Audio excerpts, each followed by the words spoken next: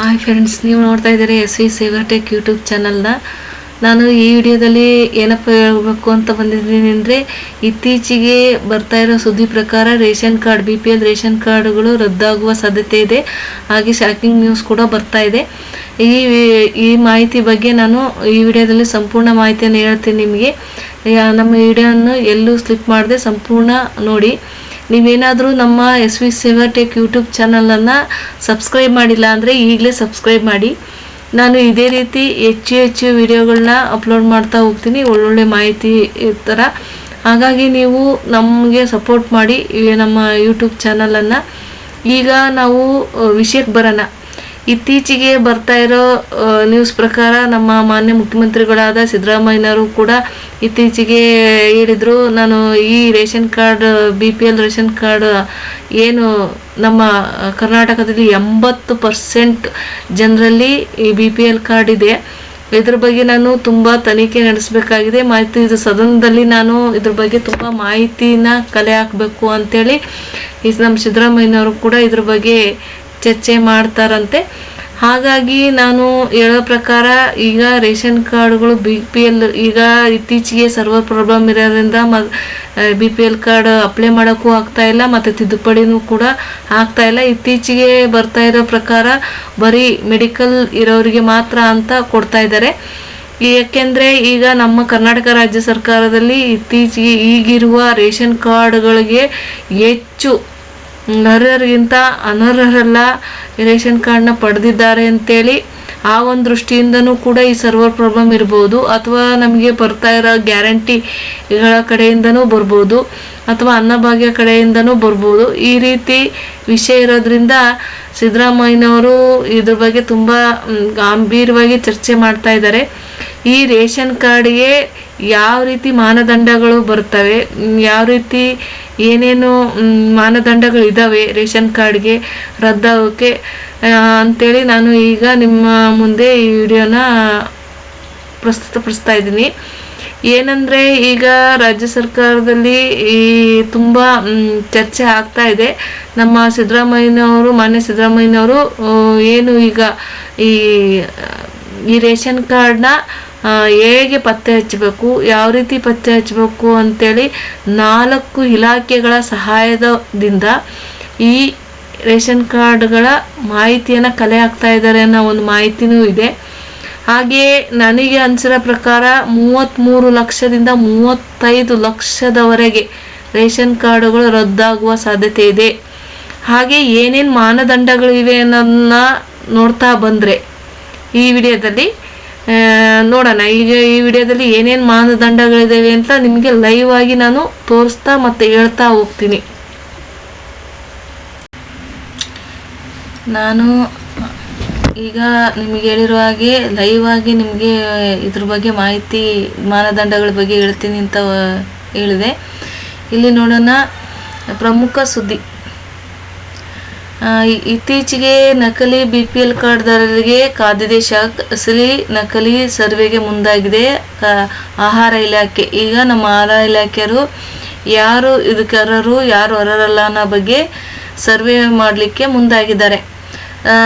ಸರ್ಕಾರವು ಅನ್ನಭಾಗ್ಯ ಯೋಜನೆ ಅಡಿ, ಅಂದರೆ ಈಗ ನಮಗೇನು ಅನ್ನಭಾಗ್ಯ ಯೋಜನೆ 5 kg ಅಕ್ಕಿ ಅದು ಕೊಡ್ತಾ ಇದ್ರಲ್ಲ, ಅದ್ರ ಬಗ್ಗೆ ಯೋಜನೆ ಅಡಿ BPL ಕಾರ್ಡ್ ಹೊಂದಿದವರಿಗೆ 5 kg ಅಕ್ಕಿ ಹಾಗೂ 5 kg ಅಕ್ಕಿಯ ಹಣ ಅಂತ ಕೊಡ್ತಾ ಇದ್ದಾರಲ್ವ, ಅದ್ರ ಬಗ್ಗೆ ಇದೆ. ಹಣವನ್ನು ಇದೀಗ ಸರ್ಕಾರ BPL ಕಾರ್ಡ್ ಹೊಂದಿದವರಿಗೆ ಉಚಿತ ಅನ್ನಭಾಗ್ಯ ರೇಷನ್ ಪಡೆಯುತ್ತಿದ್ದವರಿಗೆ ಬಿಗ್ ಶಾಕ್ ಕೊಟ್ಟಿದ್ದು ರೇಷನ್ ಕಾರ್ಡ್ ಸರ್ವೆಗೆ ಮುಂದಾಗಿದೆ. ಹಾಗಾಗಿ ನಮ್ಮ ಆಹಾರ ಇಲಾಖೆ ಕೂಡ ಇದು ಏನೋ 4 ಇಲಾಖೆಗಳ ಸಹಾಯದಿಂದ ಇದ್ರ ಬಗ್ಗೆ ಏನೋ ಸರ್ವೆ ನಡೆಸ್ತಾ ಇದ್ದಾರಂತೆ. ಮಾನ್ಯ ಮುಖ್ಯಮಂತ್ರಿಗಳು ಕೂಡ ಮೊನ್ನೆ ಸದನದಲ್ಲಿ ಈ ಆಹಾರ ಇಲಾಖೆ ಮತ್ತು BPL ರೇಷನ್ ಕಾರ್ಡ್ ಬಗ್ಗೆ ಚರ್ಚೆ ಮಾಡಬೇಕು ಅಂತೇಳಿ ನ್ಯೂಸ್ ಚಾನಲ್ಗಳಲ್ಲಿ ಹೇಳ್ತಾ ಇದ್ರು. ಹಂಗಾಗಿ ಚರ್ಚೆ ಇರ್ಬೋದು, ಅಥವಾ ಮುಂದೆ ಏನಾಗುತ್ತೆ ಅಂತ ನಮಗೂ ಕೂಡ ಗೊತ್ತಿರೋದಿಲ್ಲ. ಈಗ ಶಾಕಿಂಗ್ ಸುದ್ದಿಗಳು ಬರ್ತಾ ಇದೆ, ಅದ್ರ ಬಗ್ಗೆ ನಾನು ನಿಮಗೆ ಮಾಹಿತಿಯನ್ನು ಹೇಳ್ತಾ ಇದ್ದೀನಿ. ಆಹಾರ ಇಲಾಖೆಯು ಮುಂದಾಗಿದ್ದು ಅರ್ಹತೆ ಇಲ್ಲದಿದ್ದರೂ BPL ಕಾರ್ಡ್ ಪಡೆದವರ ಪತ್ತೆಗೆ ಸರ್ವೆ ನಡೆಸಲಿದೆ.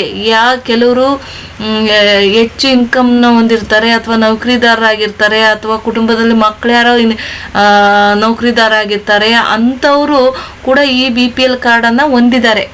ಹಾಗಾಗಿ ಅವರಿಗೆ ಈ BPL ಕಾರ್ಡ್ ಮಕ್ಕಳು ನೌಕರಿದಾರರಾಗಿದ್ದು ಆ ಕಾರ್ಡಲ್ಲಿ ಈ BPL ಕಾರ್ಡ್ ಇರುತ್ತೆ. ಹಂಗಾಗಿ ಅವರು ಕೂಡ ಈ ಸರ್ವೆಯಲ್ಲಿ ಸಿಗ್ಬೋದು. ಹಂಗಾಗಿ ಅವ್ರಿಗೂ ಕೂಡ ಈ BPL ಕಾರ್ಡ್ ರದ್ದಾಗ್ಬೋದು.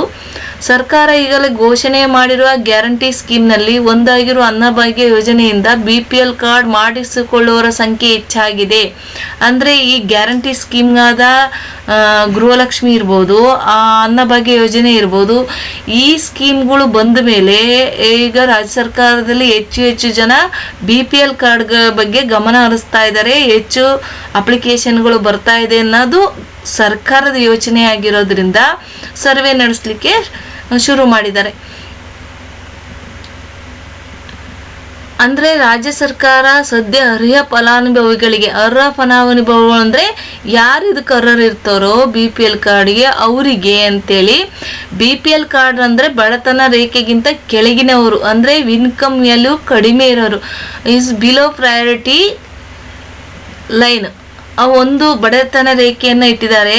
ಅಂದರೆ ಬಿಲೋ ಅಂದರೆ ಒಟ್ಟು ಕುಟುಂಬದ ಒಟ್ಟು ಆದಾಯ 1,20,000ಕ್ಕಿಂತ ಕಡಿಮೆ ಇರೋರಿಗೆ ಈ ಬಿಲೋ ಪ್ರಯಾರಿಟಿ ಲೈನ್ ಅಂತ ಮಾಡಿದ್ದಾರೆ. ಅವರಿಗೆ ಈ ಅರ್ಹರಿರ್ತಾರೆ. ರಾಜ್ಯ ಮತ್ತು ಕೇಂದ್ರ ಸರ್ಕಾರಗಳು BPL ಕಾರ್ಡ್ ವಿತರಣೆ ಅದರದೇ ಆದ ಒಂದಿಷ್ಟು ಪ್ರಾಥಮಿಕ ಮಾನದಂಡಗಳನ್ನು ವಿಧಿಸಿದೆ. ಕೆಲವೊಂದು ಮಾನದಂಡಗಳಿವೆ, ಅಂದರೆ ಕೆಲವೊಂದು ಷರತ್ತುಗಳಿವೆ BPL ಕಾರ್ಡ್ ಪಡೀಲಿಕ್ಕೆ. ಆ ಮಾನದಂಡಗಳು ಕೇಂದ್ರ ಸರ್ಕಾರ ಮತ್ತು ರಾಜ್ಯ ಸರ್ಕಾರದ ಎರಡೂ ಕೂಡ ಸರ್ಕಾರಗಳು ಸೇರಿ BPL ಕಾರ್ಡ್ಗೆ ಮಾನದಂಡಗಳನ್ನು ವಿಧಿಸಿದವೆ.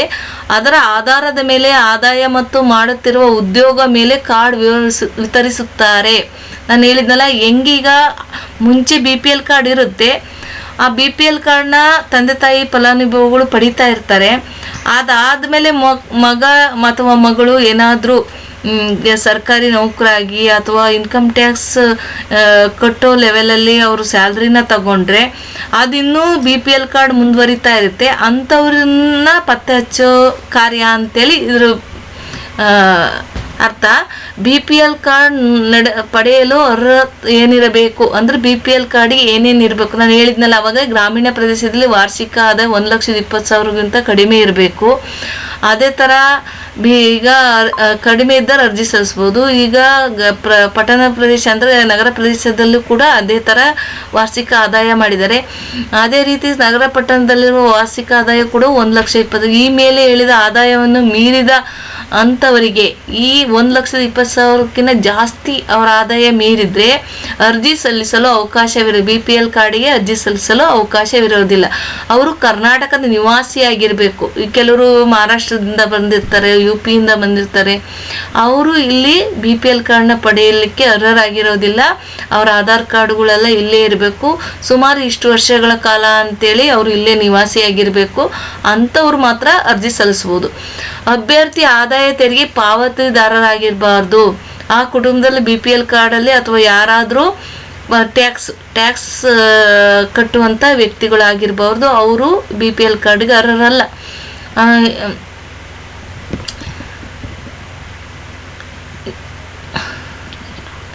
ಇದು ಈ ಉದ್ಯೋಗದಲ್ಲಿರಬಾರ್ದು. ಕೆಲವರು ಸರ್ಕಾರಿ ನೌಕರಿ ಆಗಿರಬಾರ್ದು. ಯಾವ ಉದ್ಯೋಗದಲ್ಲಿರಬಾರ್ದು BPL ಕಾರ್ಡ್ ಪಡೆಯೋಕ್ಕೆ ಅಂದರೆ, ಸರ್ಕಾರಿ ನೌಕರಿಯಲ್ಲಿ ಇರೋರು ಅರ್ಜಿ ಸಲ್ಲಿಸುವಂತಿಲ್ಲ, ಸರ್ಕಾರಿ ಕೆಲಸದಲ್ಲಿರುವಂಥವ್ರು ಅರ್ಜಿ ಸಲ್ಲಿಸುವಂತಿಲ್ಲ. ಸಾರ್ವಜನಿಕ ವಲಯದ ಉದ್ಯಮಿಗಳು, ಮಂಡಳಿಗಳು, ನಿಗಮಗಳ ಉದ್ಯೋಗಗಳು ಅದರ ಅಡಿಯಲ್ಲಿ ಬರುತ್ತಾರೆ. ಅಂದರೆ ನಿಗಮ ಮಂಡಳಿಗಳು ಅಂತ ಕೆಲವೊಂದು ನಿಗಮ ಮಂಡಳಿಗಳಿವೆ. ಸರ್ಕಾರ ನಿಗಮ ಮಂಡಳಿಗಳಿರ್ಬೋದು, ಕೆಲವೊಂದು ಉದ್ಯಮ ಮಂಡಳಿಗಳಿರ್ಬೋದು, ಕೆಲವೊಂದು ಸಂಘ ಸಂಸ್ಥೆಗಳಲ್ಲಿ ಕೆಲಸ ಕಾರ್ಯನಿರ್ವಹಿಸ್ತಾ ಇರ್ತಾರೆ. ಅವರು ಕೂಡ ಈ BPL ಕಾರ್ಡ್ನ ಅರ್ಜಿ ಸಲ್ಲಿಸಂಗಿಲ್ಲ. ಸ್ನಾಯಿತ ಮಂಡಳಿಗಳು ಸಂಸ್ಥೆ ಉದ್ಯೋಗದಲ್ಲಿರ್ಬೋದು. ಕೆಲವೊಂದು ಗೌರ್ಮೆಂಟ್ ಲಿಮಿಟೆಡ್ ಕಂಪನಿಗಳು ಇರ್ತವೆ, ಗೌರ್ಮೆಂಟ್ ಸಂಸ್ಥೆಗಳಿರ್ತವೆ, ಅಲ್ಲೂ ಕೂಡ ಅವರು ಉದ್ಯೋಗದಲ್ಲಿರಬಾರ್ದು. ಸಹಕಾರಿ ಸಂಸ್ಥೆಗಳು ಕಾಯಂ ಉದ್ಯೋಗಿಗಳಾಗಿರಬಾರ್ದು. ಸಹಕಾರಿ ಸಂಸ್ಥೆಗಳು ಅಂದರೆ ಈಗ ಹೇಳಿದ್ವಲ್ಲ, ಈಗ ಹಾಲಿನ ಡೈರಿ ಇರುತ್ತೆ, ಆ ಥರದಲ್ಲಿ ಅವ್ರು ಏನಾದರೂ ಆಫೀಸ್ಗಳಿಗೆ, ಡೈರಿ ನಿಗಮ ಮಂಡಳಿಗಳಲ್ಲಿ, ಅಥವಾ ಈಗ ಏನು ಬೆಸ್ಕಾಂ ನಿಗಮ ಮಂಡಳಿ, ಅದು ಕೂಡ ಒಂದು 4 ನಿಗಮ ಮಂಡಳಿಗಳಿದ್ದಾವೆ ನಮ್ಮ ರಾಜ್ಯ ಸರ್ಕಾರದಲ್ಲಿ. ಆ ಥರ 4 ನಿಗಮ ಮಂಡಳಿಗಳಲ್ಲಿ ಏನಾದರೂ ಅವರು ಕಾಯಂ ಉದ್ಯೋಗಿ ಆಗಿರಬಾರ್ದು. KSRTC ಆ ಥರ ನಿಗಮ ಮಂಡಳಿಗಳಲ್ಲಿ ಅವ್ರು ಇರಬಾರ್ದು. ಆಸ್ಪತ್ರೆಯಲ್ಲಿ ವೈದ್ಯರಾಗಿದ್ದರೆ ಅವರು ಕೂಡ ಈ ಕಾರ್ಡ್ಗೆ ಅರ್ಹರಲ್ಲ. ವಕೀಲರು ಮತ್ತು ಲೆಕ್ಕ ಪರಿಶೋಧಕರಾಗಿರಬಾರದು. ವಕೀಲರು ಅಂದರೆ ಲಾಯರು, ಅಥವಾ ಈ ವಿಲೇಜ್ ಅಕೌಂಟಿಗಳು, ಲೆಕ್ಕ ಪರಿಶೋಧಕರು, IT ಆ ಥರದರು ಕೂಡ ಈ BPL ಕಾರ್ಡ್ಗೆ ಅರ್ಹರಲ್ಲ ಅಂತ. ಕೃಷಿ ಭೂಮಿ ಎಷ್ಟಿದ್ದರೆ ಸಿಗುವುದಿಲ್ಲ BPL ಕಾರ್ಡ್. ಈಗ ರೈತರಿಗೆ ಬಂದರೆ ಅವರು 3 ಹೆಕ್ಟೇರ್ ಅಂದರೆ 7.5 ಎಕರೆ ಈಗಿಂತ ಕಡಿಮೆ ಇರಬೇಕು. ಅವರು BPL ಕಾರ್ಡ್ನ ಪಡಿಬಹುದು. 7.5 ಎಕರೆಗಿಂತ ಜಾಸ್ತಿ ಇದ್ದರೆ ಅವರು BPL ಕಾರ್ಡಿಗೆ ಅರ್ಹರಲ್ಲ. ಅನುದಾನಿತ ಮತ್ತು ಅನುದಾನ ರಹಿತ ಶಾಲೆಗಳ ನೌಕರರ ಕಾರ್ಡ್ಗಳು ಸಿಗುವುದಿಲ್ಲ. ಈಗ ಕೆಲವೊಂದು ಸಂಸ್ಥೆ ಮ್ಯಾನೇಜ್ಮೆಂಟ್ಗಳು, ಶಿಕ್ಷಣ ಸಂಸ್ಥೆಯಲ್ಲಿ ಕೆಲವರು teachers, principal, HS, high school teachers ಎಲ್ಲ ಆಗಿರ್ತಾರೆ. ಮತ್ತು ಅನುದಾನ ರಹಿತ ಕೆಲವೊಂದು ಪ್ರೈವೇಟ್ ಶಿಕ್ಷಣ ಸಂಸ್ಥೆಯಲ್ಲಿ, ಅನುದಾನಿತ ಅಂದರೆ ಮ್ಯಾನೇಜ್ಮೆಂಟ್ ಶಿಕ್ಷಣ ಸಂಸ್ಥೆಯಲ್ಲಿ ಕಾರ್ಯನಿರ್ವಹಿಸ್ತಾ ಇರ್ತಾರಲ್ಲ, ಅವರು ಕೂಡ ಇದಕ್ಕೆ ಅರ್ಹರಾಗಿರೋದಿಲ್ಲ. ಜೀವನೋಪಾಯಕ್ಕೆ ಬಳಸುವ ಒಂದು ವಾಹನ ಹೊರತುಪಡಿಸಿ 100cc ಅಧಿಕೃತ CC ಇರುವ ವಾಹನಗಳು ಹೊಂದಿರಬಾರದು. ಅಂದರೆ ತನ್ನ ಜೀವನಕ್ಕೆ, ತನ್ನ ಸ್ವಂತಕ್ಕೆ ಒಂದು ಇದ್ದರೆ ಏನು ತೊಂದರೆ ಇಲ್ಲ. ಹೆಚ್ಚು ವಾಹನಗಳನ್ನು ಹೊಂದಿದ್ರೆ ಅವ್ರಿಗೂ ಕೂಡ ಈ BPL ಕಾರ್ಡ್ ಅರ್ಹರಿಲ್ಲ. ವಾಹನಗಳಿಗೆ ಸಂಬಂಧಿಸಿದಂತೆ ವೈಯಕ್ತಿಕ ವಾಹನಗಳನ್ನು ಮಾತ್ರ ಪರಿಗಣಿಸಲಾಗುವುದು. ಬಡತನ ರೇಖೆಗಿಂತ ಕೆಳಗಿರುವ ಪಡಿತರ ಚೀಟಿಗೆ ಅರ್ಹತೆ ಇಲ್ಲದಿದ್ದರೆ ಆಟೋ ರಿಕ್ಷಾಗಳು ಪಟ್ಟಿಯಲ್ಲಿ ಪರಿಗಣಿಸಲಾಗುವುದಿಲ್ಲ. ಅವರು ಒಂದು ಆಟೋವನ್ನು ಹೊಂದಿದ್ದರೆ ಮಾತ್ರ ಸಂಪೂರ್ಣವಾಗಿ ವಿನಂತಿ ನೀಡಲಾಗುವುದು. ಈಗ ಸ್ವಂತ ಕಾರು ಅಥವಾ ಐಷಾರಾಮಿ ಕಾರುಗಳು, ಹೆಚ್ಚೆಚ್ಚು ಬೆಲೆ ಬಾಳುವ ಕಾರುಗಳು ಇಟ್ಕೊಂಡಿದ್ರೆ ಅವರು ಕೂಡ ಇದಕ್ಕೆ ಅರ್ಹರಲ್ಲ. ಈಗ ಆಟೋ ಡ್ರೈವರ್ಗಳಿಗೆ ಬಂದರೆ, ಆಟೋ ಡ್ರೈವರು ಅವ್ರ ಹತ್ರ ಒಂದು ಆಟೋ ಇದ್ದರೆ ಅವರು ಅರ್ಹರಾಗಿರ್ತಾರೆ BPL ಕಾರ್ಡ್ಗೆ. ಅದೇನಾದರೂ ಅವರು ಹೆಚ್ಚು ಆಟೋಗಳು, ಒಂದು ಆಟೋಗಿಂತ ಹೆಚ್ಚು ಆಟೋಗಳನ್ನ ತಗೊಂಡು ಇನ್ನೊಬ್ಬರಿಗೆ ಬಾಡಿಗೆ ಓಡಿಸ್ಲಿಕ್ಕೆ ಬಿಟ್ಟಿರ್ತಾರಲ್ಲ, ಆ ಥರದವರು ಈ ವಿನಾಯಿತಿಗೆ ಅವರು ಅರ್ಹರಲ್ಲ ಅಂತೇಳಿ ಹೇಳ್ತಾ ಇದ್ದಾರೆ. ಅಧಿಕೃತ ಗುತ್ತಿಗೆದಾರರು, APMC ವ್ಯಾಪಾರಿಗಳು ಅಥವಾ ಕಮಿಷನ್ ಏಜೆಂಟರು ಕಾರ್ಡ್ಗೆ ಲಭ್ಯವಾಗುವುದಿಲ್ಲ. ಈಗ ಅಧಿಕೃತ ಗುತ್ತಿಗೆದಾರರು, ಏನಾದರೂ ಸಿವಿಲ್ ಕಾಂಟ್ರಾಕ್ಟು ಅಥವಾ ಏನಾದರೂ ರೋಡ್ ಈ ಗುತ್ತಿಗೆಗಳೆಲ್ಲ ಅಂದರೆ A1 ಗುತ್ತಿಗೆದಾರರು ಇರ್ತಾರೆ, A2 ಗುತ್ತಿಗೆದಾರರು ಇರ್ತಾರೆ, ಅವರಿಗೆ ಈ ಅರ್ಹತೆ ಇರೋದಿಲ್ಲ. APMC ವ್ಯಾಪಾರಿಗಳು, APMC ಮಾರ್ಕೆಟಲ್ಲಿ ವ್ಯಾಪಾರ ಮಾಡ್ತಾರಲ್ಲ, ಅವ್ರಿಗೂ ಕೂಡ ಅರ್ಹರಲ್ಲ ಅಂತ ಹೇಳ್ತಾ ಇದ್ದಾರೆ.